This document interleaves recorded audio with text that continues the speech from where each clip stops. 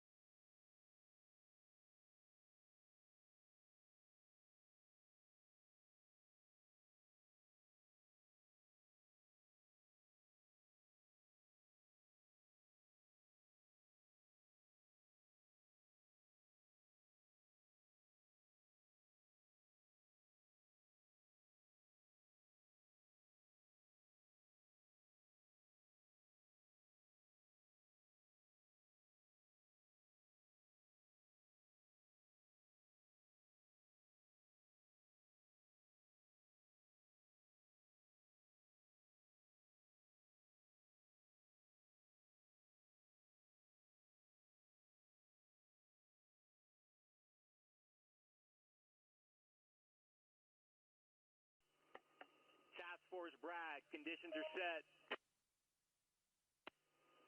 Steel 3-9, move the HIMARS from the hide site into the firing position. Over.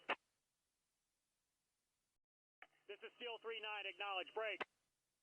Gator 4-0, this is Steel 3-9, fire mission, target number Delta Tango 4547, over.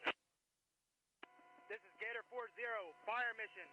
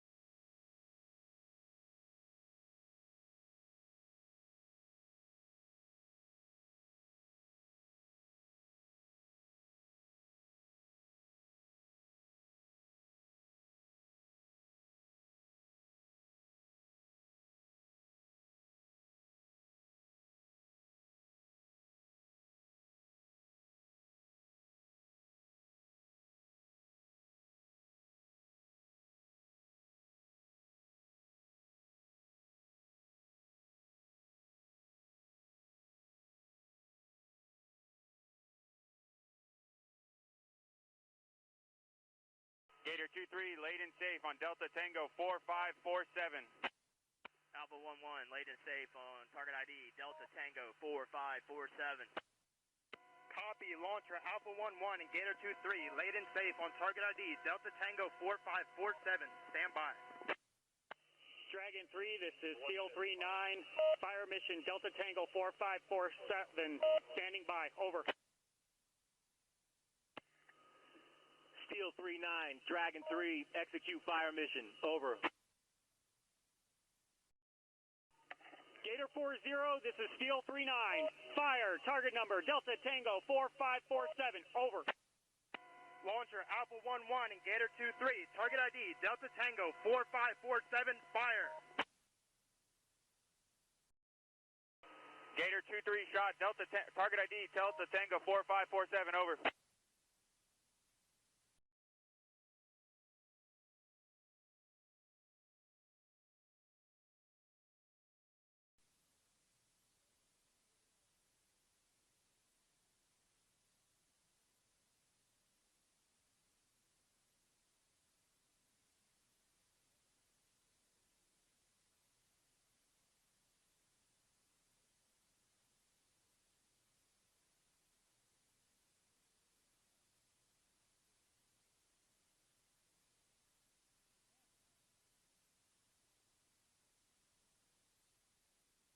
Roger, shot. Target ID, Delta Tango 4547, stow and go.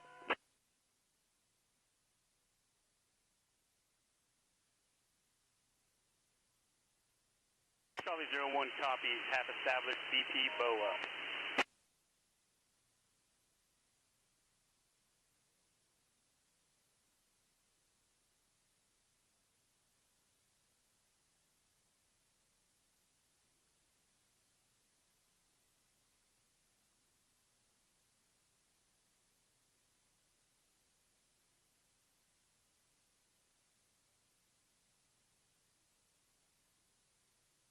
Dragon 3, this is Steel 39.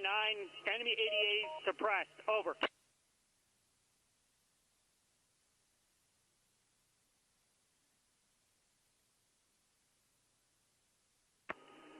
Steel 39, Dragon 3, acknowledge fire mission complete. Break. Charlie 03, Dragon 3, execute assault onto the objective. Over. Dragon 3, Charlie 03, peyote, pushing for seed mission. Over. AD 41, Dagger 99, call in with heading for clearance. AD 41, cleared hot, cleared hot.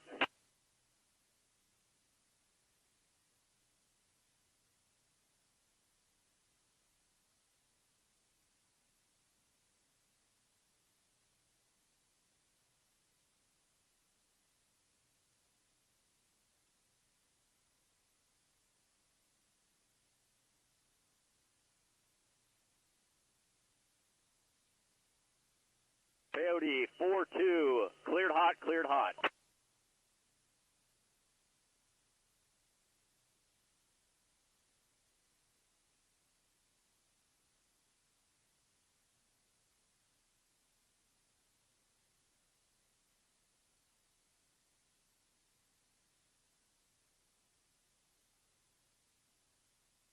Copy, 2 away, 45 seconds.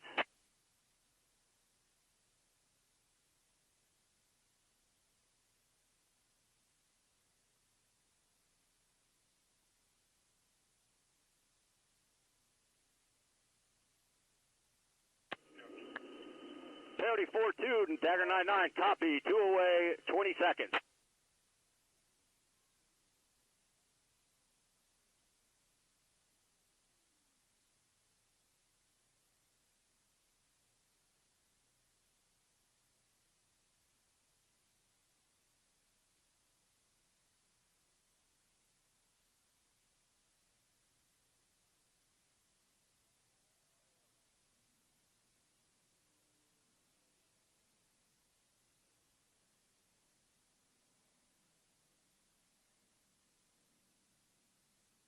Copy, splash.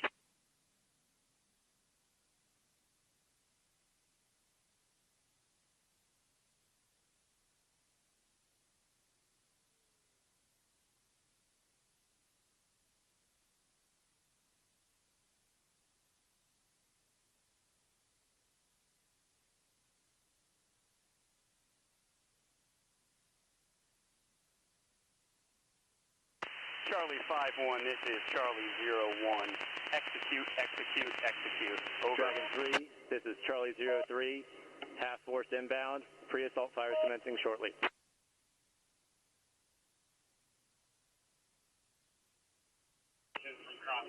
Charlie 03, Dragon 3, acknowledge, Charlie 01, copy. commence pre-assault fires. Over. 1506 DOT.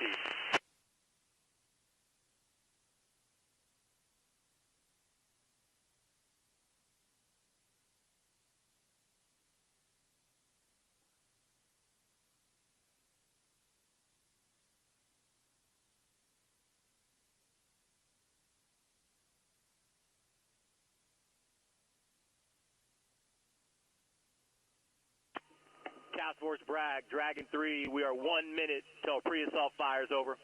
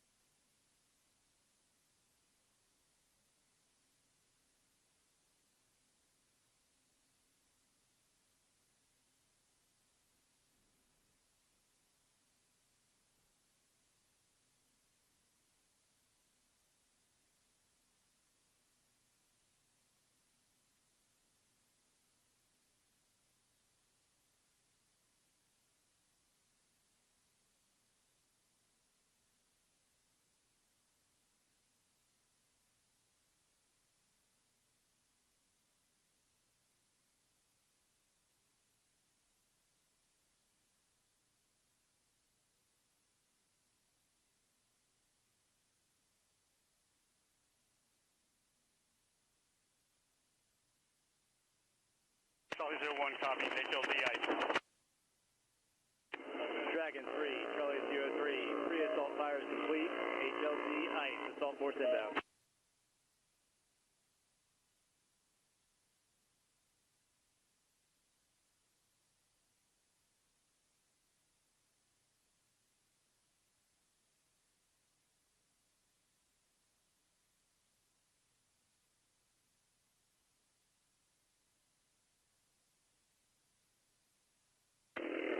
Dragon 3, Charlie 03, assault force rapid. Wheels down, HLZ blue, HLZ net, over.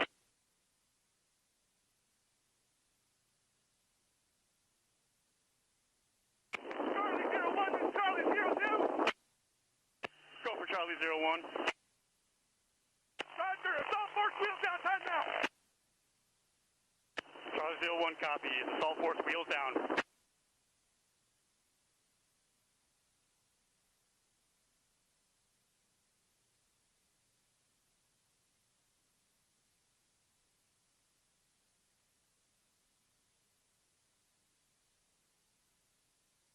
Away!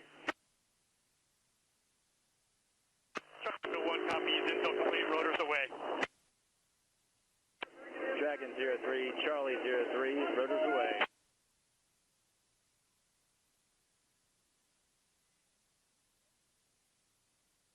Charlie 01.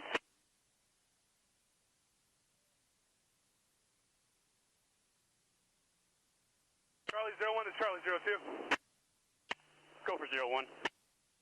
Roger, retreat breach, all target buildings, break. We're troops in contact interior building 101 and 102, how copy? Charlie 01 copies, green breach, all target buildings. Troops in contact, interior 101, 102. Dragon 3, Charlie 03, green breach, building 101, 102, 103, over. Charlie 01 copies all.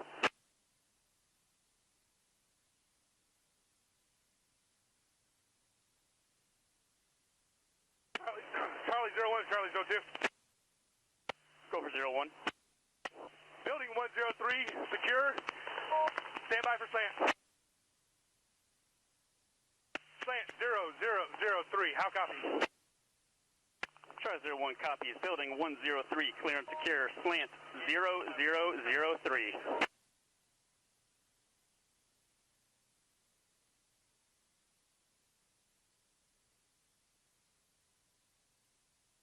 Charlie 01 is Charlie 02. Go for 01. Building 101, clear and secure at this time, stand by for slant, break. Slant 0003, how copy? Charlie 01 copies, building 101, clear and secure, slant 0003.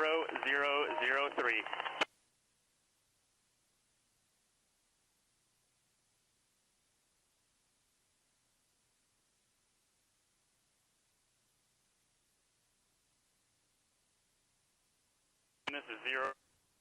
Copy all, monitor and advise if they go dynamic. Charlie 01 is Charlie 02. Go for 01. Roger, building 102, clear secure at this time. Slant 0003. Break. At this time, objective is secure. We're preparing for post-assault activities. How copy? Charlie 01 copies. All target buildings secure. Total slant 0 is 009. Assault force prepping for post-assault activities. Over. Roger, net call, net call. Pushing one cell exterior, building 101 to the south. Charlie 01 copies, Eagles, external 101.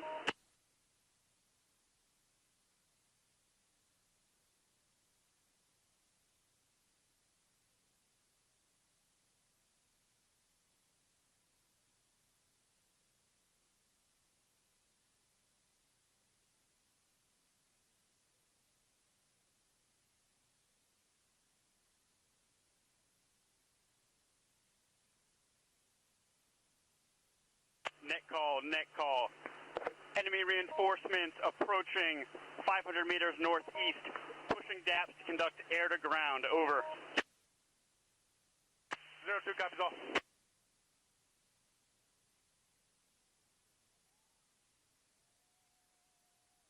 Charlie 01 copies.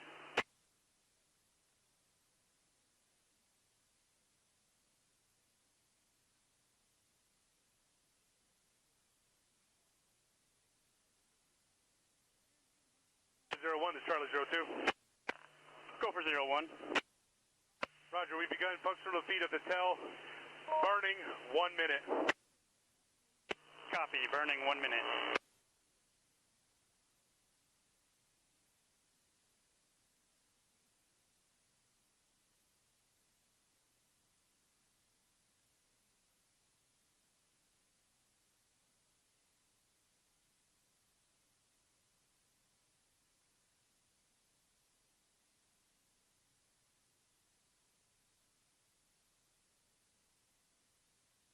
Net call, sniper position, moving to building 101, time now. Charlie 01 copies. Charlie 01, Charlie 02. Go for 01. Roger, burning. Scud has been neutralized, preparing assault force for exfil, time now.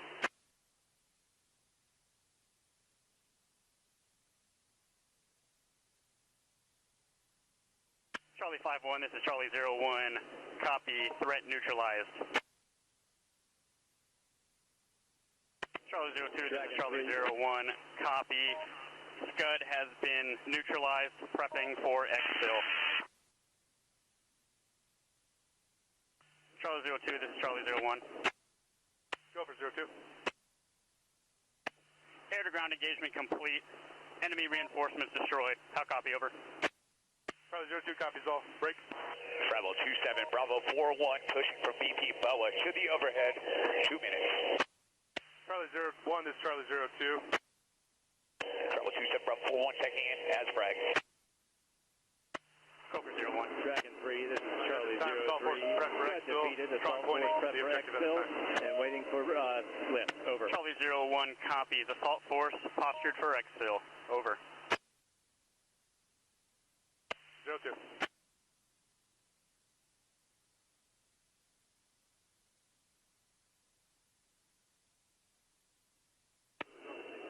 Charlie 03, Dragon 3, acknowledge, objective secure, Bravo 27, Bravo 41, in south and north right pole is visual threatening counter target. All American 3s, Dragon 3, execute airborne operation, over.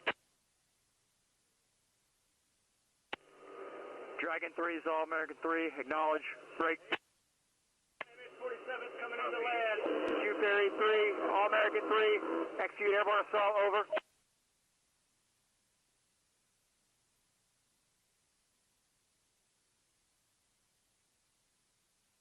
All American 3, Q-Ferry 3, acknowledge, on the comms of aircraft.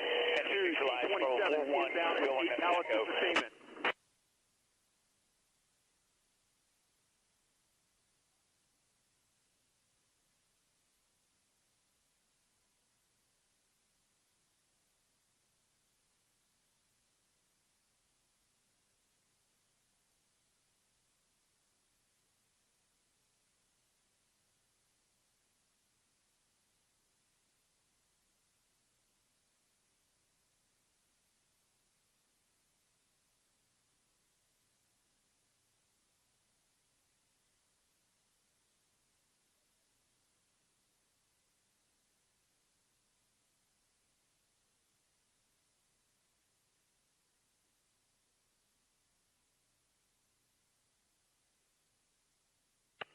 Holland DZ, this is Gecko 01. Need winds and clear to drop.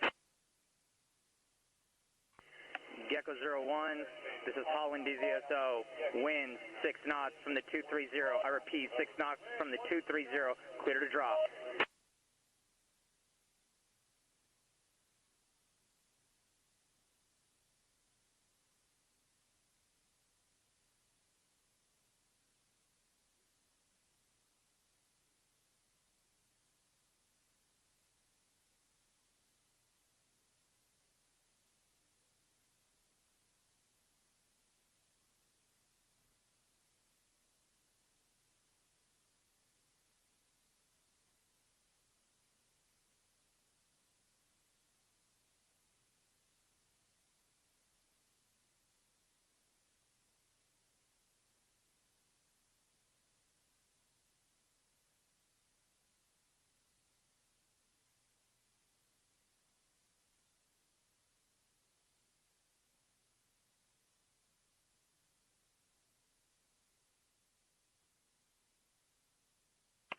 Task Force Bragg, Dragon 3.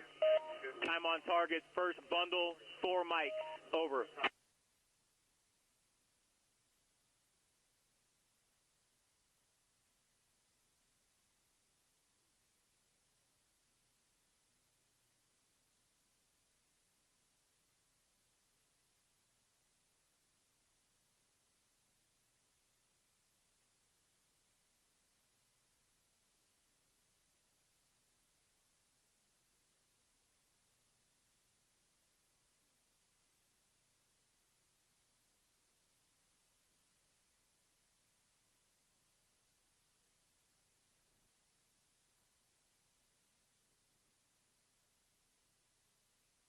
Gecko 01, this is Holland DZSO, winds 6 knots out of the 230, I repeat 6 knots out of the 230, clear to drop.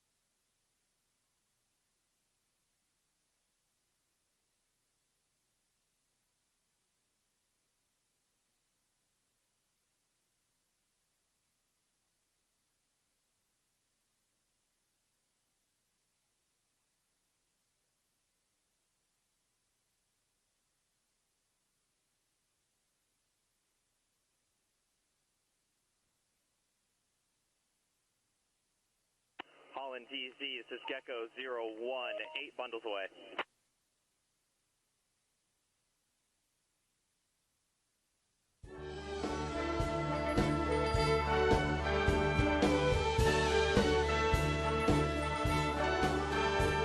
Well, if you ask me where I come from, here's what I tell everyone. I was born by God's dear grace in an extraordinary place. All-American 3, 2 Fury 3, last hour stars and drop them cleared stripes for personnel drop. and the eagle flies. Big old land All-American 3, acknowledge, over. Happiness ain't out of reach. Hard work pays off the way it should. I've seen enough to know we got it good. With the stars and stripes and the eagle flies. Here we go. There's a lady that stands in the harbor where I can be. And there's a neighbor, the price that it costs to be free. No, it ain't the only place on earth, but it's the only place that I prefer. Raise my kids, my daddy did. To love my wife the same way. Where the stars and stripes and the eagle fly. It's there's a lady that stands in the harbor who was redeemed.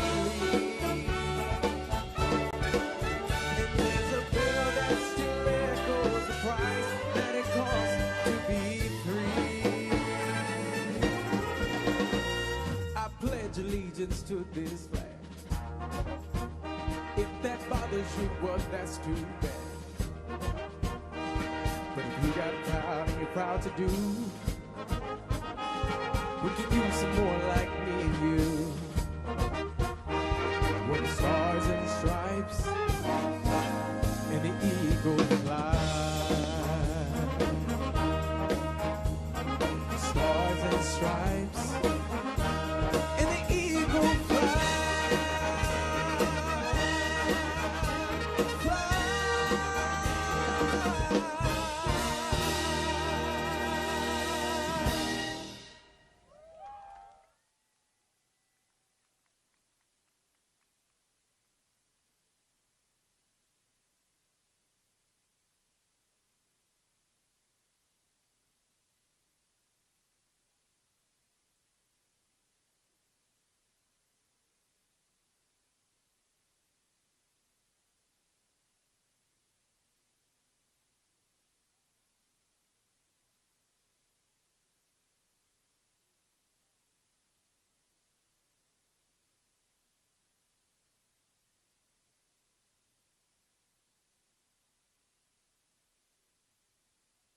Holland DZ, Jill 40, request surface winds and drop clearance.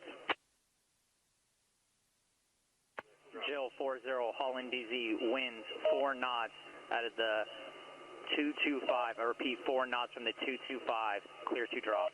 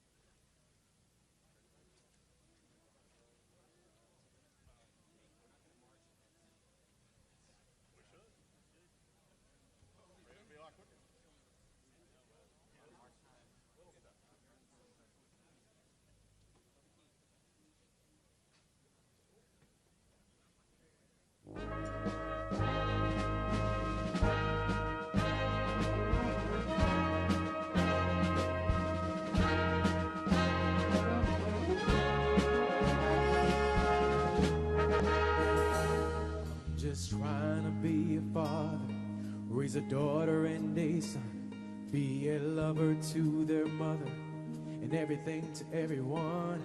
Up and at 'em bright and All American 3, 203, C-130 personnel drop complete, C-17, 1 minute out. From my head down to my boots, I don't do it for It's the All American money. 3 acknowledged, There's C-130 drop bills that I complete, over. can't pay. I don't do it for the glory, I just do it anyway. Provided for our futures, my responsibilities. Yeah, I'm real good under pressure, being all that I can be.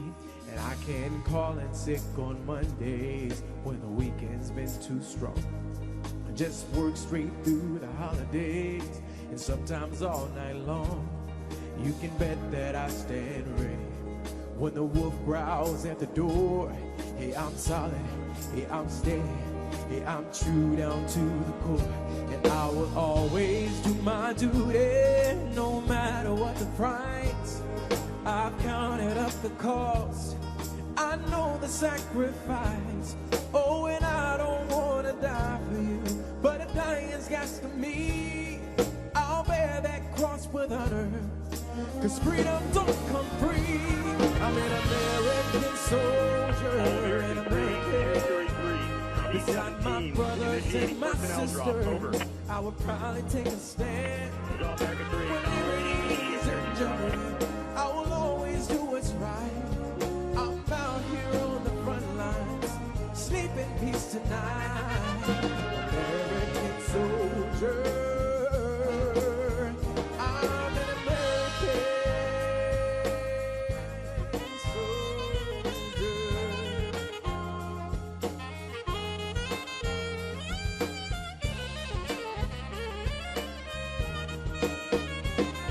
An American soldier, an American. Beside my brothers and my sisters, I would probably take a stand. When liberty's in jeopardy, I will always do what's right. I'm out here on the front lines, sleep in peace tonight. American soldier, I'm an American. An American. An American soldier.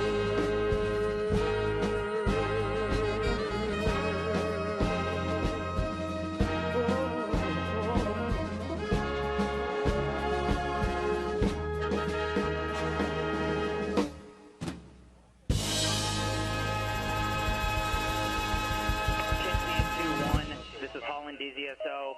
All jumpers on ground. I count 593 on ground.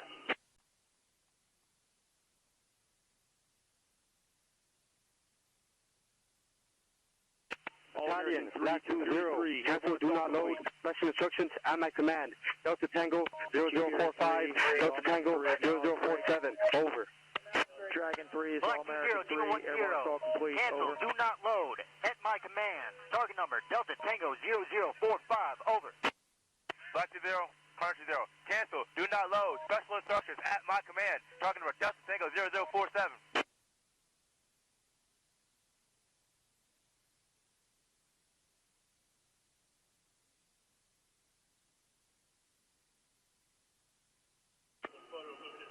All American 3s, Dragon 3, acknowledge. Airborne assault complete. Break. Black Falcon 6, Dragon 3. Let me know when conditions are set for fires mission. Over. Dragon 3, Black Falcon 6, acknowledge.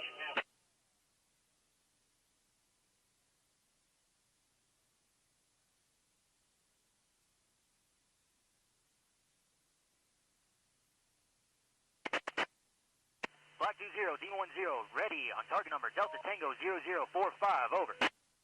Connor's ready on target number Delta Tango 0047. Roger, battalion ready.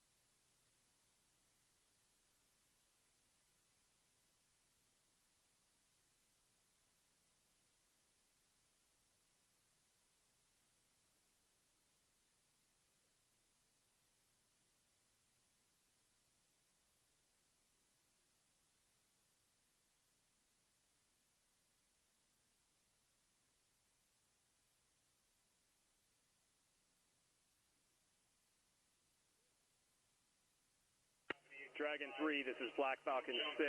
Conditions set for fire mission, over.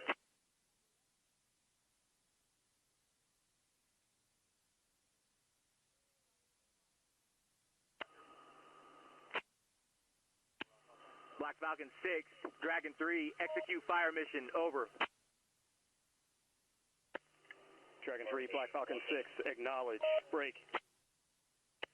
Black Falcon 2-0, this is Black Falcon 6, fire, Series Falcon, special instructions at my command, over. Black Falcon 6, this is Black Falcon 2-0, fire, Series Falcon, special instructions at my command, out. Black Falcon 6, this is Black Falcon 2-0, Series Falcon ready, over. Series Falcon ready, out. Demon, stand by. Demon, stand by. Black Falcon 2-0, this is Black Falcon 6, fire, Series Falcon, over. Demon, fire. Demon, fire. Black Falcon 6, Black Falcon 2-0, now Shot, Delta Tango 0045, over. Shot, Black Falcon 6. Shot, Delta Tango 0045. Shot out.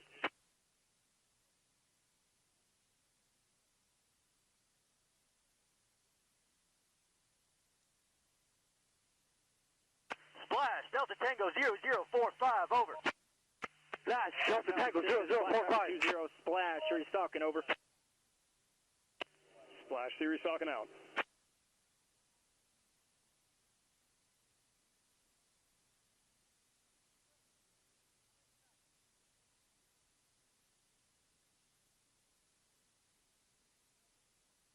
Hornet, stand by. Stand by.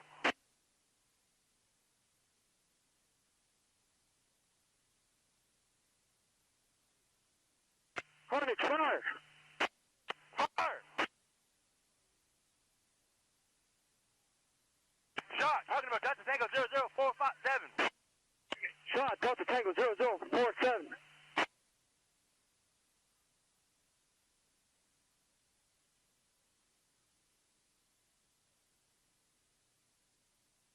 Splash, rounds complete on Delta Tango 0045, over.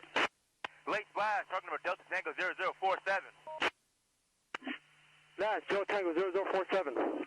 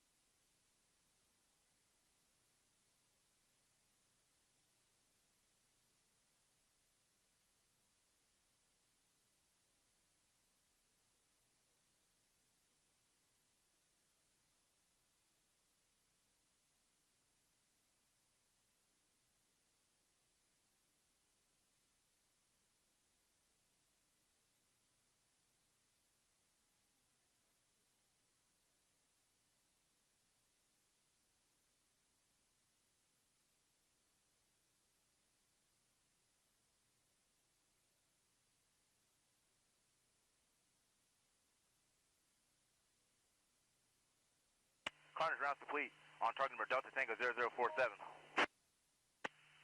Round complete, Delta Tango 0047. Series Falcon, over. Rounds complete, Series Falcon out. Black Falcon 2-0, this is Black Falcon 6. End of mission, Series Falcon. 1 infantry platoon and 3 BMPs destroyed, over. Black Falcon 6, this is Black Falcon 2-0, end of mission, Series Falcon. 1 infantry platoon and 3 BMPs destroyed, out. Dragon 3, this is Black Falcon 6. End of mission on Series Falcon, over.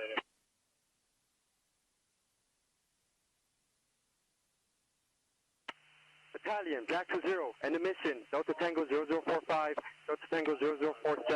Black Falcon 6, acknowledge. Fires Black mission 20, complete. Demon 10, Break.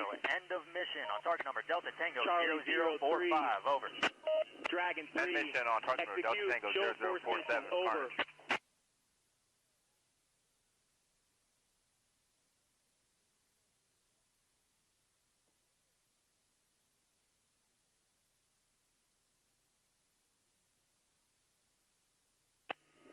Dragon 3, Charlie 03. Coyote show of force pushing now.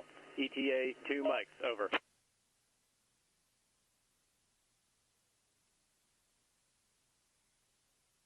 Coyote 41, Dagger 99, you are approved. Show of force, 252 degrees, 3 AGL. Copy, call in with heading for clearance.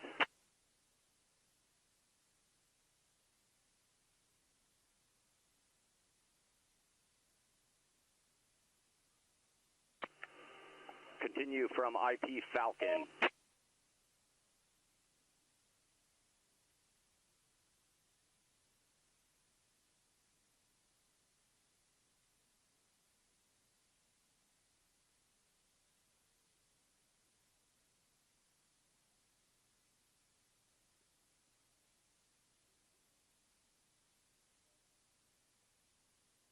Coyote 41, Dagger 99, copies 1 mile inbound, continue.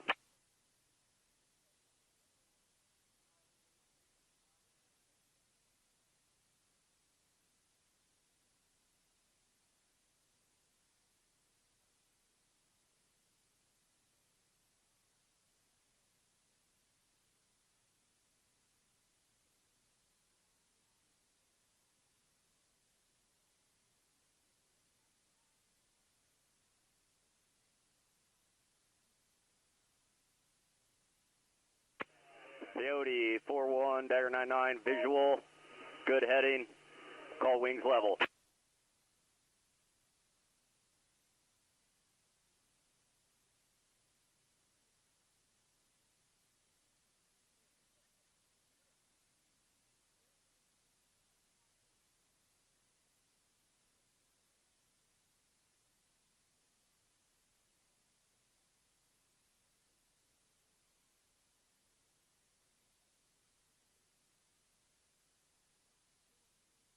Peyote 4-1, good show of force. Peyote 4-2, continue.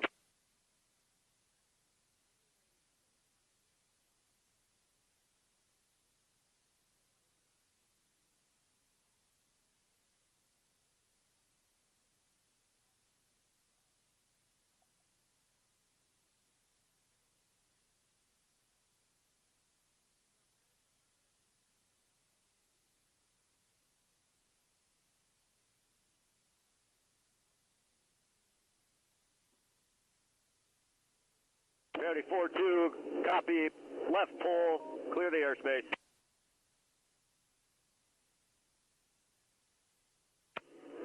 Task Force Bragg, Dragon 3, objective secure, mission complete, move to follow on operations, over.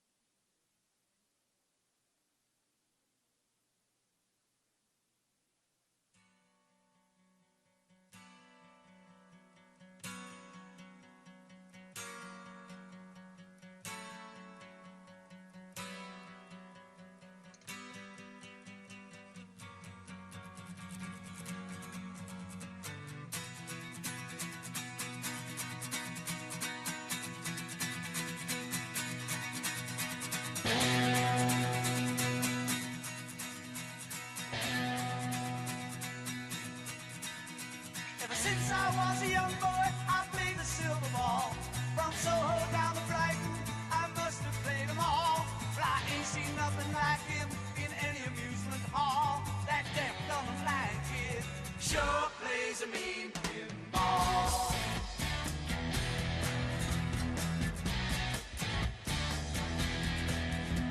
He stands like a statue, becomes part of the machine. Feeling all the bumpers, always playing clean. Plays by intuition, the digit counters fall. That deaf, dumb, and blind kid sure plays a mean pinball.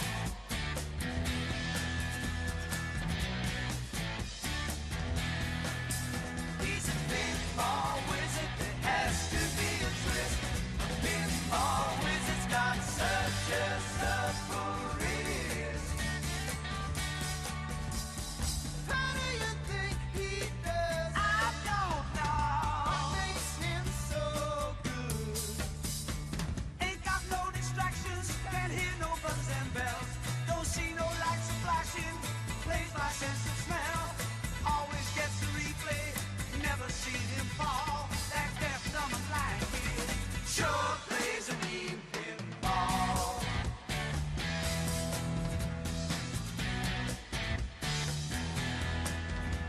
I thought I was the party table king, but I just handed my pinball crown to him.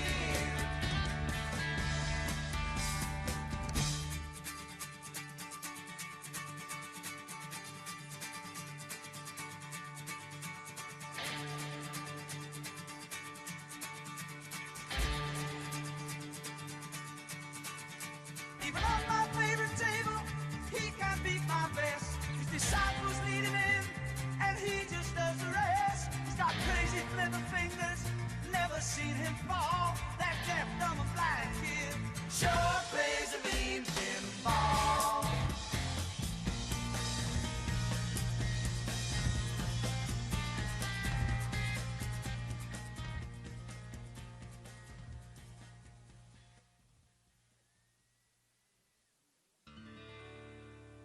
American girls and American guys, we'll always stand up and salute. We'll always recognize when we see old glory flying.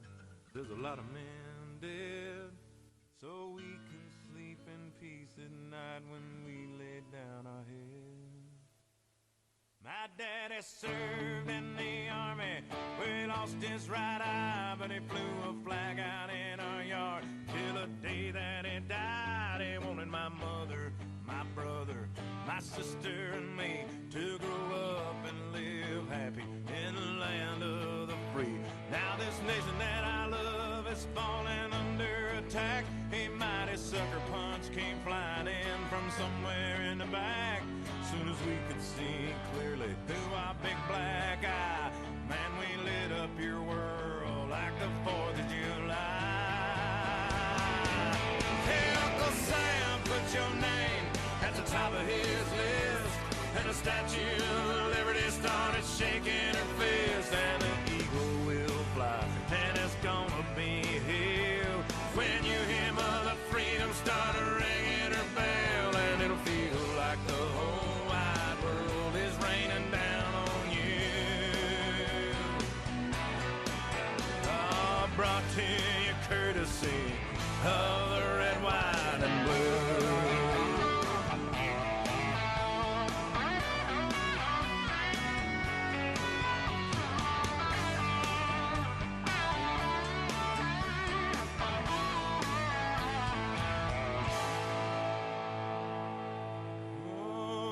Justice will be served and the battle will rage. This big dog will fight when you rattle his cage. And you'll be sorry that you mess with the U.S. of A. 'Cause we'll put a boot in your ass, it's the American way. Hey, Uncle Sam, put your name at the top of his list, and the Statue of Liberty started shaking her fist, and the eagle will fly, and it's gonna be hell when you hear Mother Freedom start a race. like the whole wide world is raining down on you. I'm brought to you courtesy of the red, white, and blue.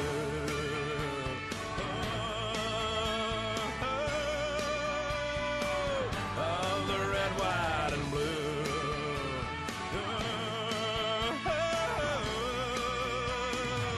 Of my red, white, and blue.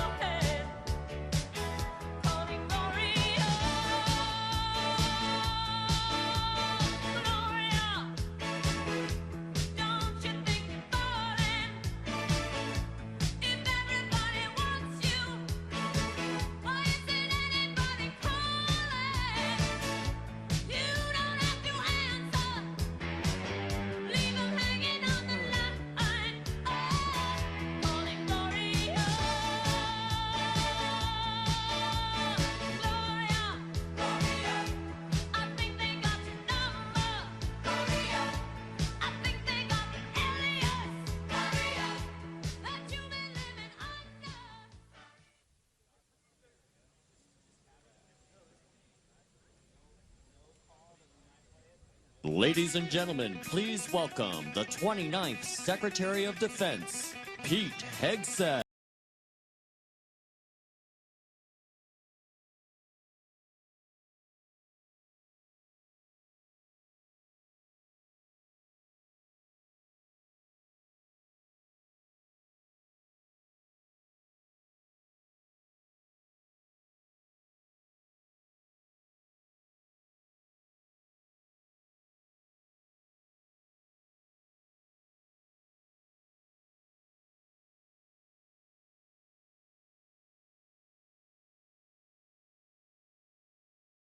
Afternoon, Fort Bragg.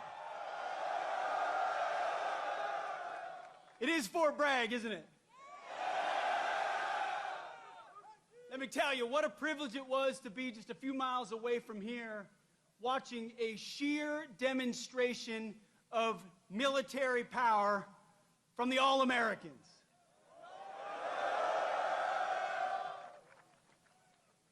It's incredible. I wish every American could stand in that field and watch 600 paratroopers fall from the sky after preparatory fires and assault on the objective. That's sheer American firepower. But you know what I wish Americans could also see? What I get a chance to see every day, what other members of the cabinet get to see every day, which is our Commander-in-Chief, President Donald Trump, putting America first.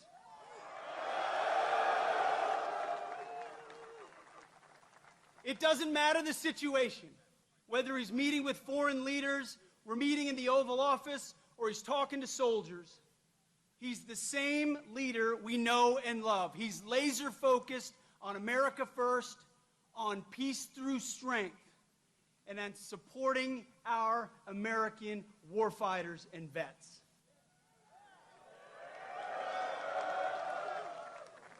You know exactly where his compass is.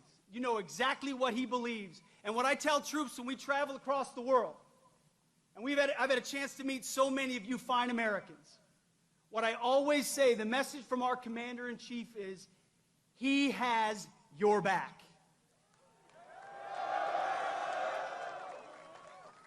That matters. Let me tell you, I've been, not that long ago, in shoes and boots similar to yours.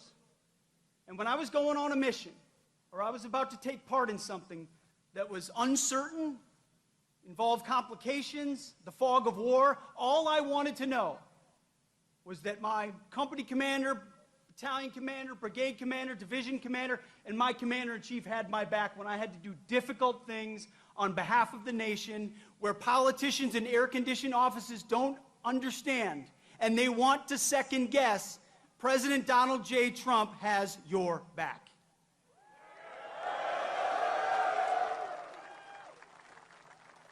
So at the Defense Department, we're doing three critical things at his direction. Number one, we're restoring the warrior ethos.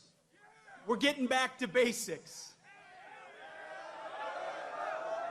Standards, accountability, readiness, training, warfighting, lethality. We're not a college or a university. We're not interested in your woke garbage and your political correctness.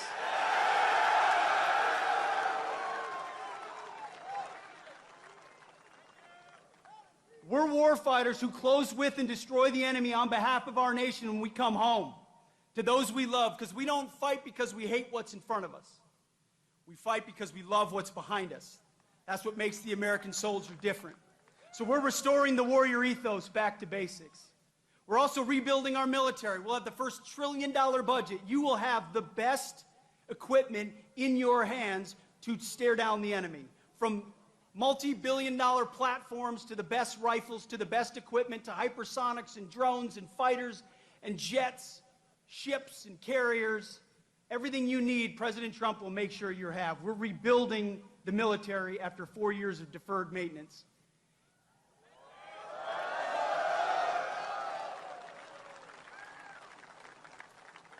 And finally, we're reestablishing deterrence. Our allies know that we stand with them, and our adversaries know what we are capable of doing to them, so that we can maintain peace through strength. President Trump seeks peace. He wants peace. So do I. So do you. For our families, for our kids and our grandkids. But those who long for peace must prepare for war. And that's something the 82nd Airborne, America's 911, does every single day. So it's an absolute honor to be your 29th Secretary of Defense. You have my pledge that every single day our focus is on you and your mission and having your back. And you're about 1 minute away from hearing from your Commander-in-Chief, President Donald Trump. God bless you and God bless our nation.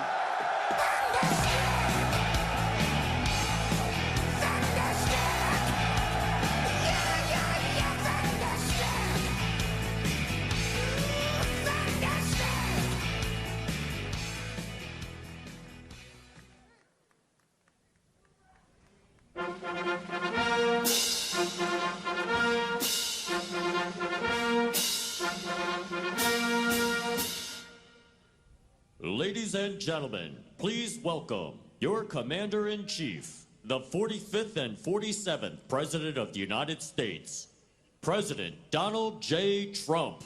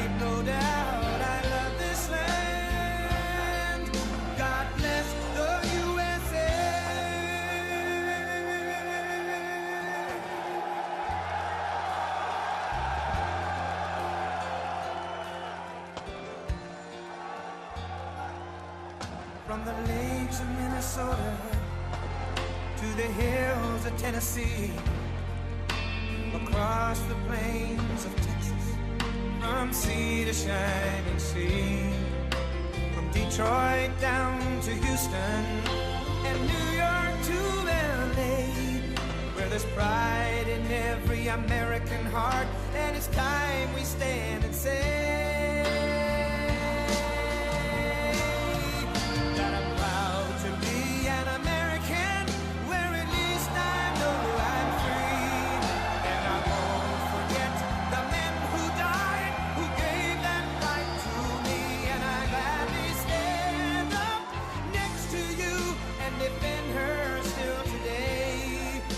there ain't no doubt I love this land. God bless the USA.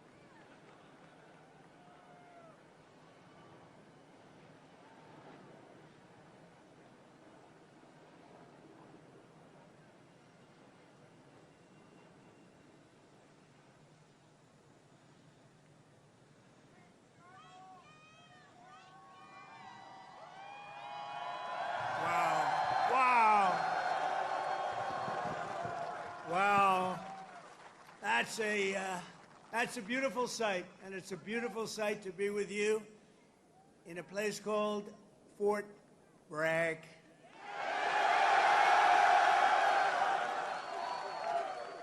Can you believe they changed that name in the last administration for a little bit? But we'll forget all about that. Well, we're going to forget all about it. I want to just say God bless the U.S. Army and God bless the USA. Great place, great group. I want to thank so many incredible soldiers and paratroopers, pilots, warriors for that awesome display of pure, unrivaled American military might. I just saw something that was crazy. You don't want to mess. I've been saying a long time, we have the best. Nobody even comes close, but they just gave me a display that you might be lucky not to see it because it's a little scary.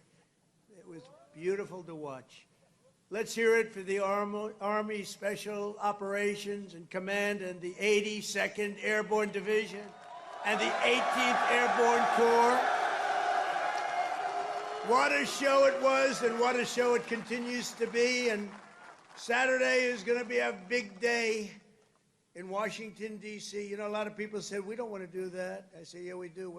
We want to show off a little bit. You know, recently, other countries celebrated the victory of World War I. France was celebrating, really.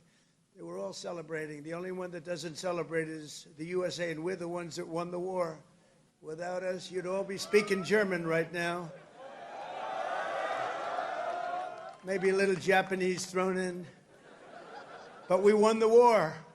And we don't celebrate, but we're going to celebrate on Saturday, and we're going to celebrate from now on. We're going to celebrate our greatness and our achievements. This week we honor 250 years of valor and glory and triumph by the greatest fighting force ever to walk the face of the earth, the United States Army. For 2.5 centuries, our soldiers have marched into the raging fires of battle and obliterated America's enemies. There's never been anything like it. There's never been a force like this. And I rebuilt it. I gave you so much money for 4 years. It was crazy. And we just approved our largest budget for military operations, over $1 trillion. We've never even come close. But our army has smashed foreign empires, humbled kings, toppled tyrants, and hunted terrorist savages through the very gates of hell. Our soldiers do not rest until they win. You know that better than anybody. From June 1775 to June 2025, those foolish enough to challenge America's army have been met with unyielding strength, unbreakable spirit, and unstoppable, overwhelming force. Time and again, our enemies have learned that if you dare to threaten the American people, American soldier will chase you down, crush you, and cast you into oblivion. That's what happens, unfortunately. That's what happens. Doesn't sound very nice, but it's true, isn't it?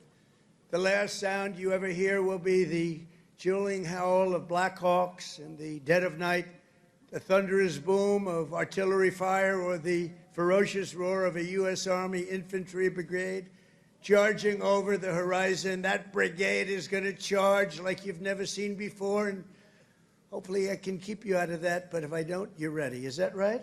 If I can keep you out of it. If I keep you out of it, that's okay, but if we need it, you're ready. You know, it's called peace through strength, isn't it? Peace through strength. For our adversaries, there's no greater fear than the United States Army. They all fear us, and we have the greatest force anywhere on earth. You know, you read different stories that others are building and building and building. We have a force like no other. They said it would take 5 years to defeat ISIS. We did it in 4 weeks. 4 weeks. We let them go. Unlike other of your leaders, I let them go. And we had General Raisin Kane, who's now the head of the Joint Chiefs of Staff, because I liked him. He was a warrior. He was a great warrior. And now he's been rewarded for his incredible work. But they said it would take 5 years. We did it in 4 weeks. Someday I'm going to ask him to explain that one to me. But it was the television generals that said that. The real generals got out and fought, and nobody fought like them ever. But for the American people, there's no greater pride because you are the righteous sword of American justice and the ultimate shield of American freedom. This week we remember that we only have a country because we first had an army. The army was first. In fact, the army was even before the country. You know that, right? 1 year before the country. After 250 years, we still proudly declare that we are free because you are strong. You are so strong. We're safe because you are brave, and America's flag will never fall because America's army will never, ever fail. Never going to fail. Every branch of the armed forces has played a critical role in protecting our nation. But no one has done more fighting, bleeding, and winning than the U.S. Army. Nobody's done that.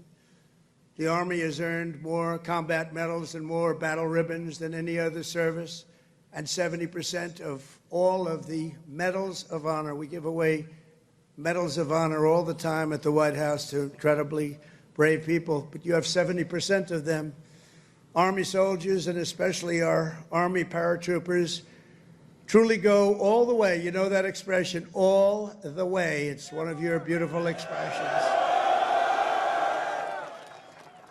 As President of the United States, let me express my undying gratitude to our nation for every soldier here today, for every veteran and their families, those incredible families that are with us and all across America, and for every patriot who has worn the uniform over 250 years. Can you imagine that? We thank you from the absolute bottom of our hearts. Few places loom larger in Army lore than where we are gathered today. The one and only Fort Bragg. The one and only Fort Bragg.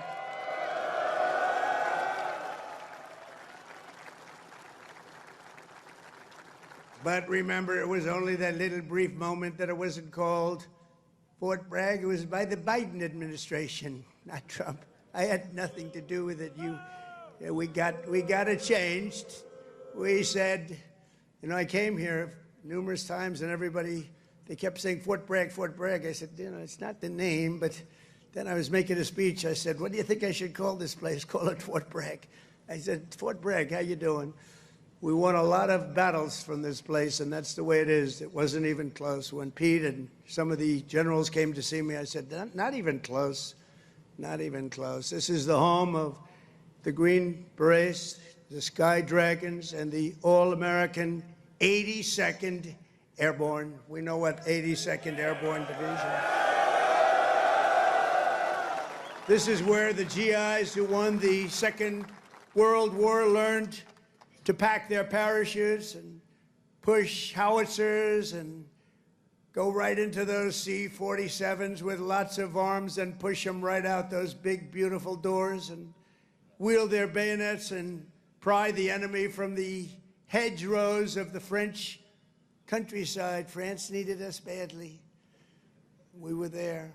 A lot of people needed us badly. They still do, maybe worse than ever. It was here in this soil that the Army forged the medal that held strong at Bastogne.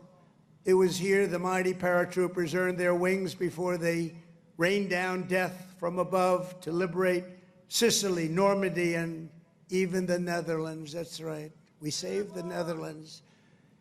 Every inch of this base is steeped in the legacy of those warriors who have said with pride, "Sir, I trained at Fort Bragg, sir." That was pretty cool. And that is why we restored the historic name of this very, very special place. I don't know if it could be the same place. Fort Bragg is in. That's the name. And Fort Bragg, it shall always remain. That's never going to be happening again.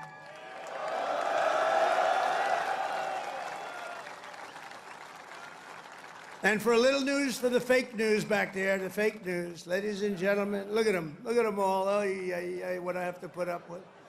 Fake news. What I have to put up with. But they're all right. They've been very nice today. They were impressed with that display, I can tell you that. I think it took them a little by surprise. But for a little breaking news, we are also going to be restoring the names to Fort Pickett, Fort Hood, Fort Gordon, Fort Rucker, Fort Polk, Fort A.P. Hill, and Fort Robert E. Lee. We won a lot of battles out of those forts. It's no time to change. And I'm superstitious. You know, I like to keep it going, right? I'm very superstitious. We want to keep it going. So that's a big story. We just announced that today to you for the first time. They said, why didn't you wait till Saturday? I said, I can't wait. I got to talk to my friends here today. This is a record crowd. You know, you never had a crowd this big. That's an honor. You think this crowd would have showed up for Biden? I don't think so. I don't think so. I don't think so. Maybe I'm wrong. Maybe I'm wrong. I want to thank so many great leaders here today, including Secretary of Defense Pete Hegseth, who's been great. By the way, Pete, thank you. Great. And he went through the wars, you know? Pete went through the wars. He had to get through a very hostile group of people that I think really don't want to see America be great again, maybe, or something, but he persevered and he got there and he's doing a fantastic job. Great job, Pete. Thank you very much. Secretary of Veterans Affairs, Doug Collins, a fantastic man. Thank you, Doug. You're doing a great job. Doing a great, great job. Way, way up from the last administration, Veterans Administration. It's way up. You saw the recent poll. The people are happy. They weren't happy a couple of years ago. They were really happy 5 years ago.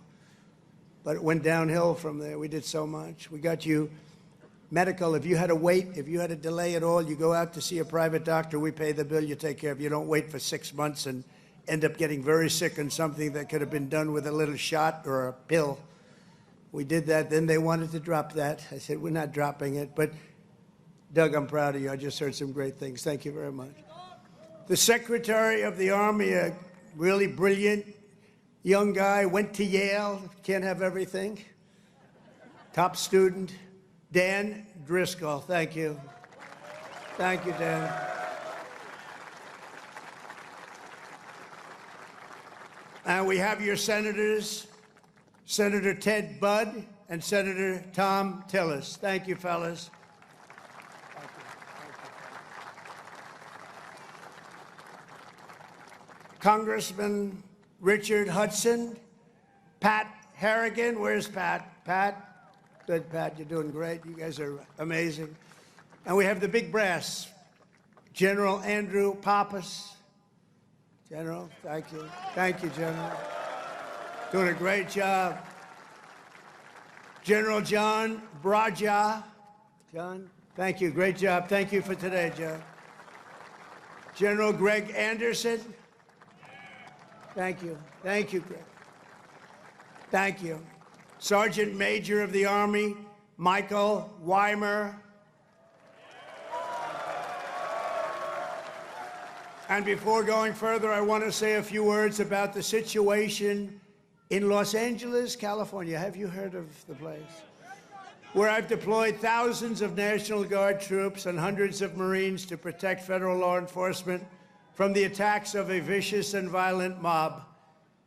And some of the radical left, they say, oh, that's not nice. Well, if we didn't do it, there wouldn't be a Los Angeles. It'd be burning today, just like their houses were burning a number of months ago. Generations of Army heroes did not shed their blood on distant shores only to watch our country be destroyed by invasion and third world lawlessness here at home, like is happening in California. As Commander-in-Chief, I will not let that happen. It's never going to happen. What you're witnessing in California is a full-blown assault on peace, on public order, and on national sovereignty carried out by rioters bearing foreign flags with the aim of continuing a foreign invasion of our country. We're not going to let that happen. Remember, millions of people were allowed to come into our country, totally unchecked and unvetted by stupid people or radical left people or sick people. But regardless, open border policy, the dumbest policy yet. I would say even dumber than men playing in women's sports, transgender for everyone. Even dumber than that. They're hurling bricks and cinder blocks at law enforcement. Did you see they're breaking up the sidewalks and the curbs, breaking it up with big, strong hammers? These guys are professionals. These are not amateurs. They're breaking it up because they took the bricks away from them. They came in with bricks, red bricks, that they could throw at our military and at the police in L.A., who are very good, but they weren't aggressive like our soldiers. Our soldiers really were aggressive, but they all worked together. But they came in with bricks, they were taken away, and they had hammers. Oh, wow, how did that happen? And they're pounding the sidewalk. I said, what the hell is he doing? And he's breaking it up and making it into concrete bombs in a way, and they're dropping them on our military. They're throwing them at our military. Pretty good arms they had, too. Hits guys right in the face. Big chunk of concrete, worse than a brick. They're taking them up to the bridges, and they're dropping them in the cars that are going by. These are animals. But they proudly carry the flags of other countries, but they don't carry the American flag. They only burn it. Did you see a lot of the flags being burned? They weren't being burned by people from our country or from people that love our country. People that burn the American flag should go to jail for 1 year. That's what they should be doing. 1 year. And we'll see if we can get that done. We're going to try and get that done. We're working with some of your senators. I know Senator Josh Hawley is very much involved. And I know the two senators from here. I think you guys, are you guys in favor of it? Boy, would this be a bad time for them to say no. I got you. I got those 2 votes. The agitators are throwing firebombs, Molotov cocktails, lighting vehicles ablaze. You saw all the cars that were burning, mobbing police officers and ICE officers who are the toughest people you'll ever meet, and they love our country, and they're getting really they want to stomp on them, but they're too tough. They don't allow it. And attempting to infiltrate and occupy federal buildings wearing armor and face shields. The best money can buy, somebody's financing it. We're going to find out through Pam Bondi and Department of Justice who it is. They're already on it. Who's financing all this equipment? Very professional. Under the Trump administration, this anarchy will not stand. We will not allow federal agents to be attacked, and we will not allow an American city to be invaded and conquered by a foreign enemy, and that's what they are. A lot of those people were let in here by the Biden administration. They just poured right in. They came from prisons, they came from jails from all over the world. They came from mental institutions. They were the leaders of gangs. They were drug lords allowed to come into our country. Their countries threw them out. Their countries would bus them or drive them right to our border and say, go in there, you ever come back, we're going to kill you. And we got them, and we're getting them out of here.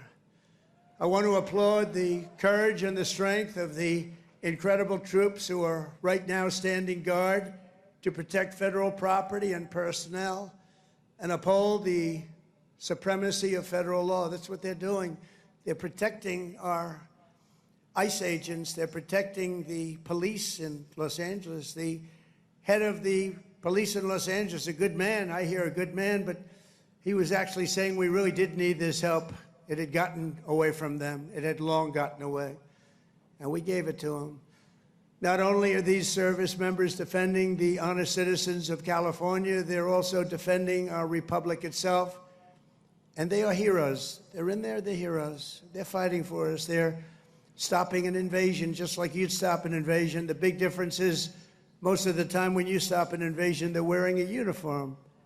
In many ways, it's tougher when they're not wearing a uniform because you don't know exactly who they are. In Los Angeles, the governor of California, the mayor of Los Angeles,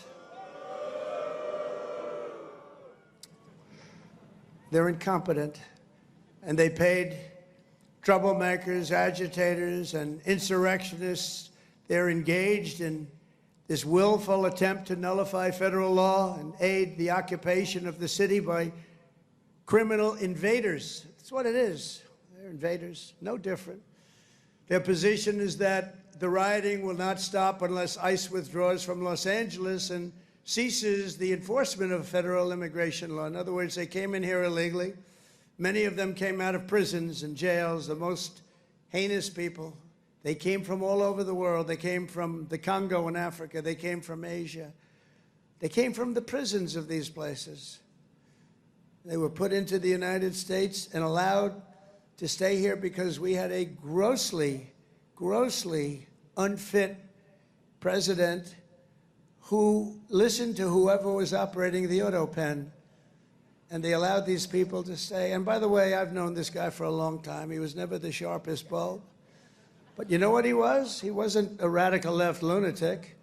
He never dreamt about open borders. He never said that when he was of sound mind, which actually was a very long time ago.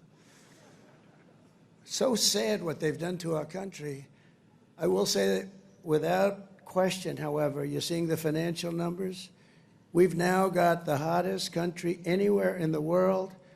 And 6 months ago, it was the coldest country. We're being laughed at all over the world. I was in Saudi Arabia, Qatar, UAE.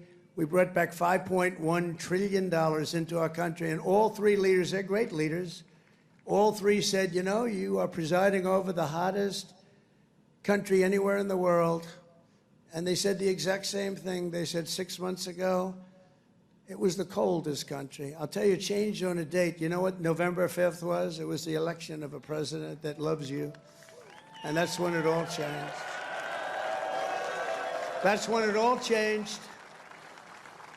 Within the span of a few decades, Los Angeles has gone from being one of the cleanest, safest, and most beautiful cities on earth to being a trash heap with entire neighborhoods under the control of transnational gangs and criminal networks. It's horrible what's happened so quickly.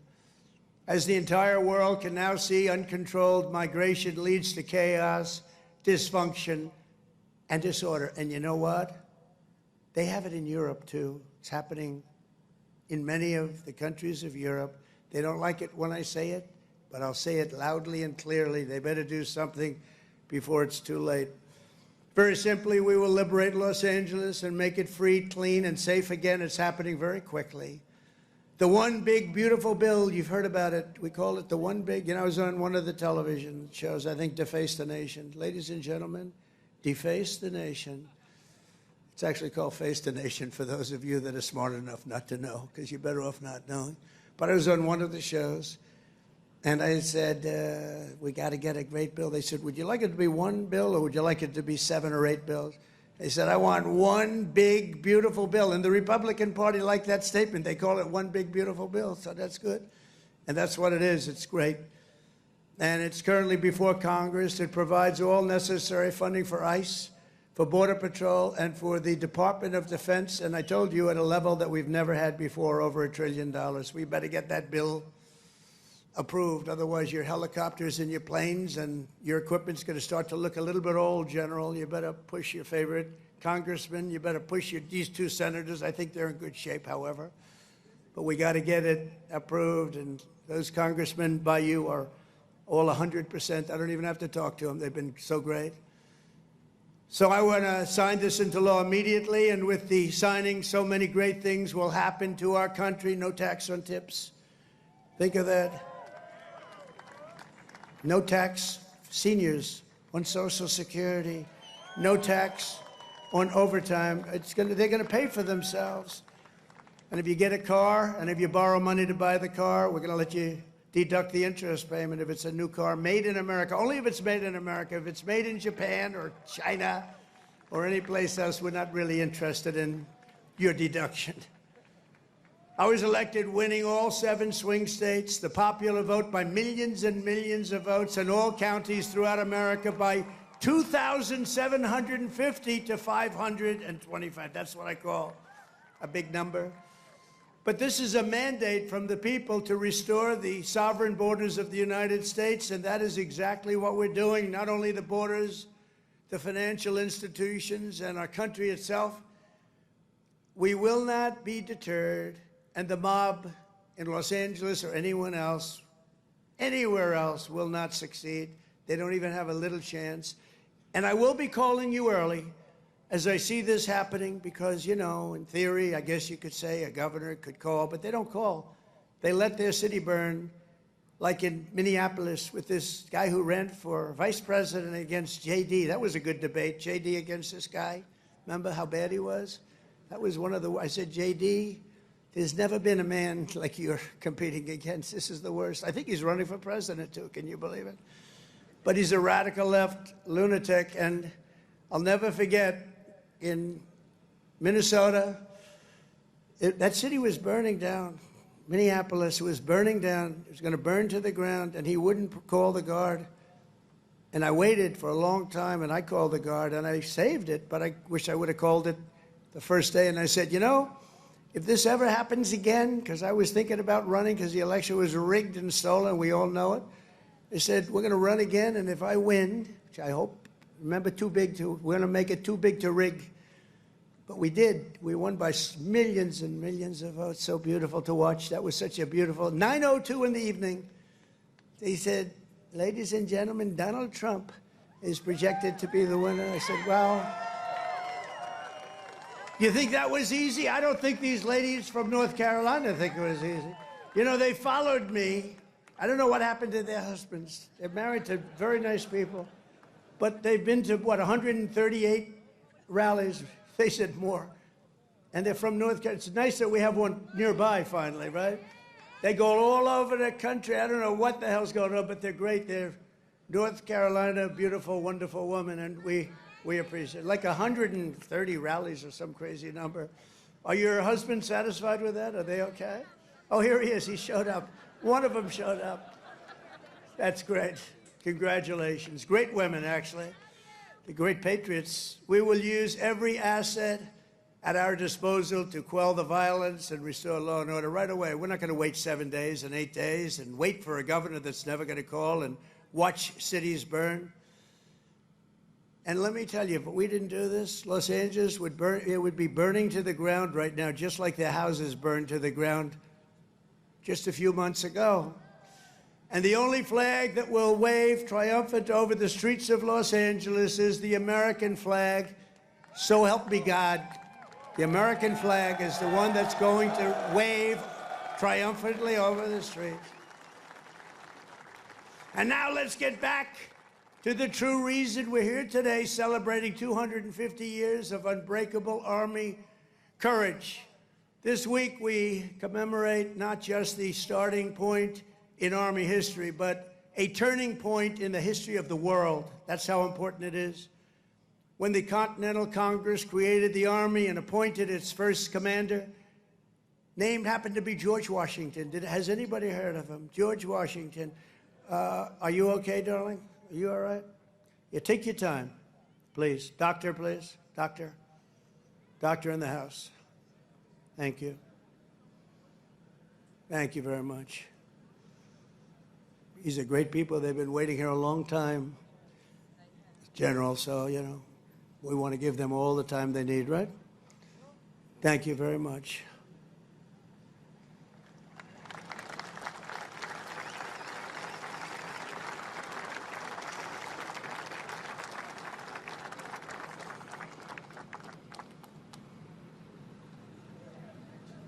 Greatest people in the world. They are amazing. Amazing.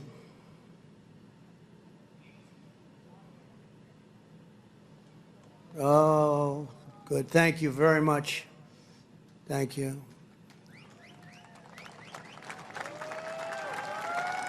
Okay, honey. Thank you. Beautiful young person. Beautiful young person. We have a lot of young people. You know, they have. We won young people, old people, and everything in between. It's sort of nice. Remember, they used to say, but Trump doesn't have the young people. We won everything. Thank you very much, Doctor. Great job. When the Continental Congress created the Army and appointed its first commander, General George Washington, they sent the fierce spirit of a free nation into battle under a rallying cry that echoes to this day, "Give me liberty or give me death." Have you heard of it? Quite a beautiful statement. Think of what that means. Give me liberty or give me death. I know exactly what that means. Just 3 days after the birth of the Army, the great patriot, founding father, Dr. Joseph Warren, was on the front lines as a soldiers stood totally outnumbered and outgunned at Bunker Hill. They had a group of soldiers against them that was supposed to be, in that day, unbeatable. Warren's mother had begged him, "Son, please don't do it." She said, "Please, please don't do it. Don't risk your life for even the patriot cause, please." And he replied, "Wherever danger is, dear mother, there your son will be. I will either set my country free or shed my last drop of blood to make us so." So beautiful. So the words are so beautiful. At Bunker Hill, Warren kept his vow, fighting and fighting and fighting and loving his country until he fell, drenched in blood, and gave his life at the very young age of 34. Exactly 250 years later, we are joined by Dr. Warren's great-great-great-great-great-grandson, and it's 7 generations down, and now an Iraq war veteran, retired Army specialist, Scott Warren, is here with his daughter, Sergeant E5 Carrington Sanders of Fort Irwin. I want to just, where are you? Where would you be in this big crowd? Thank you very much. What an honor. What an honor. You look great, too, by the way. You really look great. Thank you very much. What a great family. But you carry in your veins the love and devotion of a martyr for American liberty. Please stand. Just put that hand up once more for the people, because they want. Thank you very much. You're looking good. Looking good. Good genes. Good genetics. Thank you both. Thank you very much. The life of a soldier is not just a job, it's a calling and a sacred tradition passed down from father to son, brother to sister, and one generation to the next. At every hour of danger, our noblest citizens have answered that call, kissed their loved ones goodbye, and run to the sound of guns. You run to the sound of guns, you're running right into them, you're going to win. When the British tried to reconquer our young nation in 1812, 1,000 Americans at Fort McHenry fought off a British invasion fleet, 5,000 strong. They say it was unstoppable. Lieutenant Francis Scott Key, you all heard the name, watched from Baltimore Harbor as the Army kept Old Glory flying high. Many people died. Deeply inspired, he wrote a poem in tribute to Army courage and American pride, known today as the Star-Spangled Banner, or our national anthem. Great. 8 generations later, we're joined by a descendant of Francis Scott Key, who has spent 2 decades in uniform, Major Kyle Key of Army National Guard fame. Please, Major, where are you, Major? Thank you. Thank you. Looking good, too. What's going on here? These guys they all come from a very fine strain of blood. That's great genetics is right. Thank you both very much. Major Key, thank you for helping to keep this incredible land of ours free and the home of the brave, and that's what it was. Through the decades that followed, the Army conquered the great frontier, won the war that restored our nation and broke forever the chains of slavery. A generation later, the Army's Rough Riders stormed up San Juan Hill with Colonel Theodore Roosevelt and swept the last foreign empire from the American hemisphere, forever swept. In World War I, our doughboys fought bravely in the Valley of the Marne and in the Argonne. There in 1918, a devout Tennessee Christian named Alvin York, you know that name, charged across an open field towards the German machine guns. They were firing at levels at that time that nobody had ever seen before. They were knocking down everything in their way, including giant trees were coming down. The enemy mowed down more than half of his platoon almost immediately. The platoon was going down like nobody's ever thought possible. But York pressed on into the jaws of death. He slayed German after German and returned with 132 prisoners from behind the enemy lines. And he had the option of killing them, and he didn't want to do that. And that's okay, isn't it, right? It's okay. But he brought 132 back. And his actions and the actions of that great day, a crazy but great day, Sergeant York earned the Congressional Medal of Honor and became one of the most famed and decorated heroes of the First World War.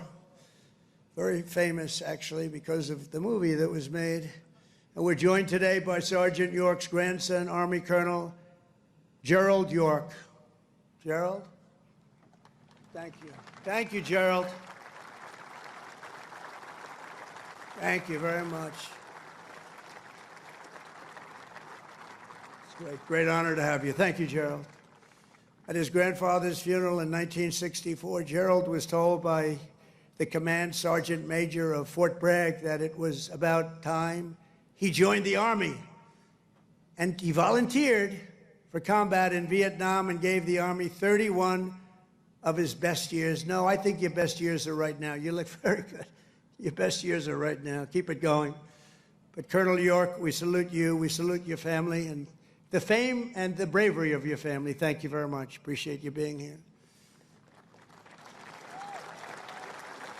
And in World War II, the Army once again came to the free world's rescue. Among the millions and millions who volunteered was Henry Armstrong. He enlisted 6 months before his high school graduation and did basic training right here at Fort Bragg. By the next year, he was in Normandy. He fought his way across France as part of Patton's Third Army, crossed the Rhine into the heart of Germany, and helped liberate a Nazi concentration camp. He was a brave person. Command Sergeant Major Henry Armstrong is here with us today. He's 100 years old, a veteran of numerous World War II battles, and 41 years in the Army.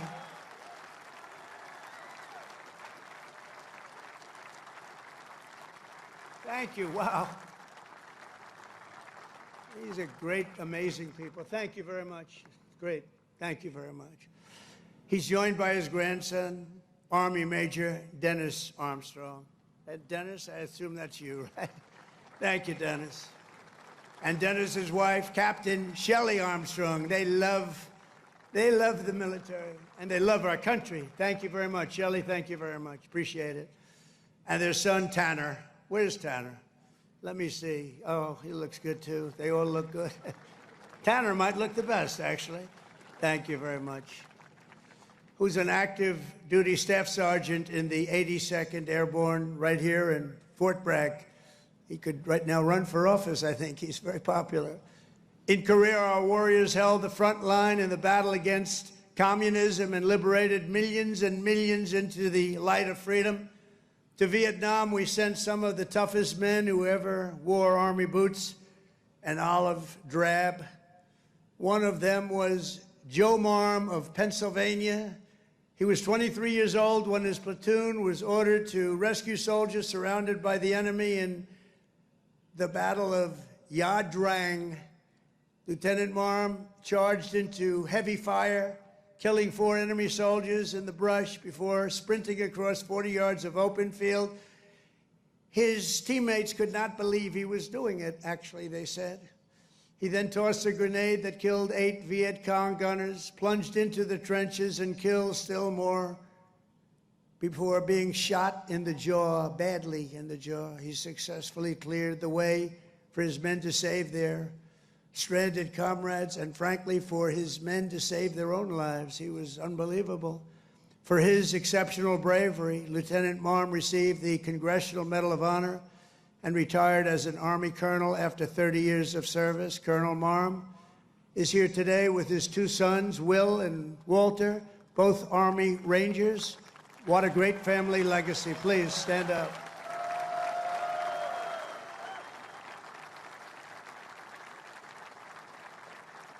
How's your jaw feeling? All right? The jaw? It's all right? Looks pretty good. I wish mine looked that good. It's very good. Thank you very much. Great family. Appreciate it. Real heroes. In the modern era, our soldiers have charged into the darkest caves and ventured into the most God-forsaken places to vanquish the forces of radical Islamic terror from the face of the earth. In 2007, Chief Warrant Officer Eric Phillips was stationed at a remote outpost in the Afghan mountains when a massive Taliban force attacked from all sides. He thought he was finished. For 3 hours, he led a hellacious counter-assault to successfully repulse the enemy in close combat. In the same deployment, Eric again repelled an attack by a vastly larger enemy force, saving countless lives. For his spectacular gallantry, Chief Phillips earned the Distinguished Service Cross and the Silver Star, becoming among the most highly decorated warriors of any branch in the war on terror. Actually, he is the most decorated, and it's not even that close. Many, many battles, many, many medals. And he's with us today, Chief Phillips. You did us all proud. Please stand up, Chief Phillips. Thank you. Thank you very much. Thank you. You are Army strong. Thank you very much, Chief. From the American Revolution until today, the story of the Army is the tale of an unbroken chain of American patriots who gave all they had for this country. It is the saga of epic men like Washington and Jackson, Grant and Custer, Pershing and Eisenhower, Patton and MacArthur, Wild Bill Donovan, and the great General William Yarborough, father of the Green Berets. You know that, the Green Berets? You know that? William Yarborough. It's a story of fabled units like the Old Guard, the Iron Brigade, the Big Red One, the Buffalo Soldiers, the Harlem Hellfighters, the Tuskegee Airmen, the Screaming Eagles, and George Patton's Hell on Wheels. They called it Hell on Wheels. When he was after you, it was not good. The weapons of war have changed with every generation, but the unflinching loyalty of the American soldier has always remained the same. The Army has always stayed true to its motto, "This we'll defend." You know that. This we'll defend. Army warriors who have laid down their lives for America rest by the thousands in the sacred soil of Arlington and Gettysburg, Anzio and Manila, and to far-off places known only to God. We owe everything to them. Today we renew our devotion to the cause of liberty for which they so selflessly lived and fought and so bravely died. There could be no greater tribute to their memory than to prepare the Army to dominate America's enemies for the next 250 years and more than that. That's why under the Trump administration, we're focused on restoring the spirit of the U.S. Armed Forces. No soldier ever volunteered for the Army to be lectured about transgender diversity or inclusion. You don't want to hear that. Transgender for everybody. We don't do that. America's patriots joined the Army to kick down doors, storm beaches, kill terrorists, and win America's wars. That's what we want. And that's what you want.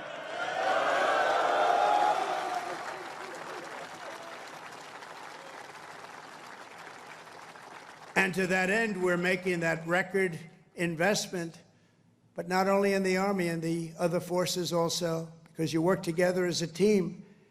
And we're including in that and across the board. Now, you don't have to take this if you don't want. You could be great patriots. Say, I don't want to raise. I will not accept it. Let it go back into our country. Let's give it to Gavin Newsom so he can waste it in Los Angeles.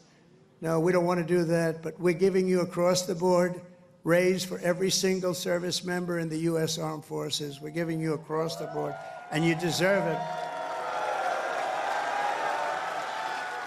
You know, we spend so much money on things that we shouldn't be spending it on. But I think those days are stopping, Mr. Senators and Congressmen that are with us.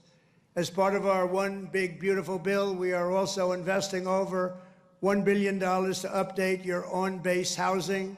And we're building a state-of-the-art missile defense shield to protect our homeland. And it's called the Golden Dome. It's going to be all made in America. We've done it for others. We're now doing it for about time, right? We're doing it for ourselves. After years of recruiting shortfalls, this is, to me, maybe the most exciting things. We're setting the strongest peacetime recruiting records ever. Just think of this. 6 months ago, we couldn't recruit anybody to join the military. Nobody wanted to join. That was 6 months ago. And then we had the election of November 5th. And now we have the strongest recruiting numbers in the history of our country. Can you imagine that? Can you imagine that? We've already surpassed our recruiting targets for 2025, and we're not done yet. And I'll tell you, it doesn't make you feel good when you had to hear 6, 7 months ago that nobody wants to join the Army, they don't want to join our military. Frankly, they didn't want to join our police, our firemen. They lost confidence, they lost faith in our country. And just a short number of months later, we're setting all-time records. In fact, your job might be in jeopardy. Somebody else may come in and take it. That was bad. We'll get you out of here. You have to be good. We're getting the best people that you've ever seen. We're getting people I don't think we've ever seen anything like it. Great people are coming in. Doesn't it make you feel good, though? You have something and you're doing something and other people want to join you. Isn't that a great feeling?